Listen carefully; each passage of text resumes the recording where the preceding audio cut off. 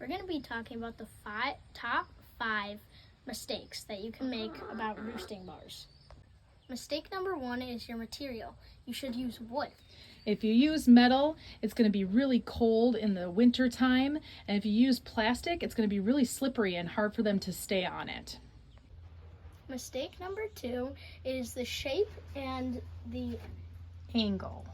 So basically you want your roost to be nice and flat so that they can sit on it and not have to worry about falling off of it, and making sure that it's not at an angle and the shape is not too round. Now some people will use natural wood, but you also want to make sure that that wood isn't too small so they can't stay on it. Mistake number 3 is the height.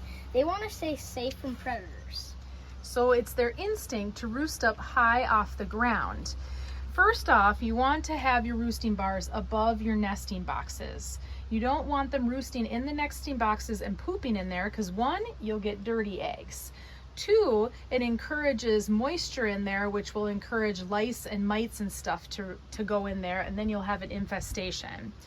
You also want to have the roosting bars higher up because in the winter time, heat rises. And if they're roosting up higher, they're going to stay warmer. Now some people will stagger their roosting bars, which is totally normal, and they'll do a ladder roosting bar just so the chickens, different breeds want different levels. We've got some roosting bars here.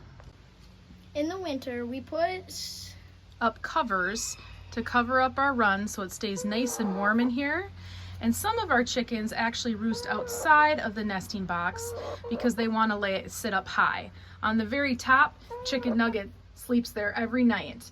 And there's a little pedestal for the chickens to get up there and sit. And as you can see, it's nice and wide, so they'll be able to cover up their feet and stay warm. Mistake number 4 is sticking with the 8-inch rule. More is always better. Well, one big reason why is because chicken math is real. If you plan on only having 6 chickens and your roosting bars only have enough space for 6 chickens and you buy 6 more, you're not going to have enough room for those chickens, and then you're going to have to plan accordingly. 2 is the pecking order. So basically, chickens that are really more dominant are going to peck on the baby chickens or your younger chickens that aren't as popular. So you want to have lots of space for those more dominant chickens to be at, and then if you have more space in your roosting bars for the baby chickens or younger chickens that are getting picked on, they're less likely, especially when they have to crowd around together in the winter months to stay warm, they're less likely to get picked on. Mistake number 5 may surprise you. It's keeping the roosting bars stuck to the coop. So permanently hooking them onto your coop makes it difficult to clean them off if you need to, as well as if you've got any infestations of dust, mites and lice. You can't get those roosting bars out to be able to clean them, as well as if they're pooping on them because they're wider so your chickens can sit on them and hold on to them. They may poop on it once in a while and you may have to take it out and clean, as well as being able to clean around your roosting bars. Now as you can see in our house here, we've got plenty of space to be able to clean around those.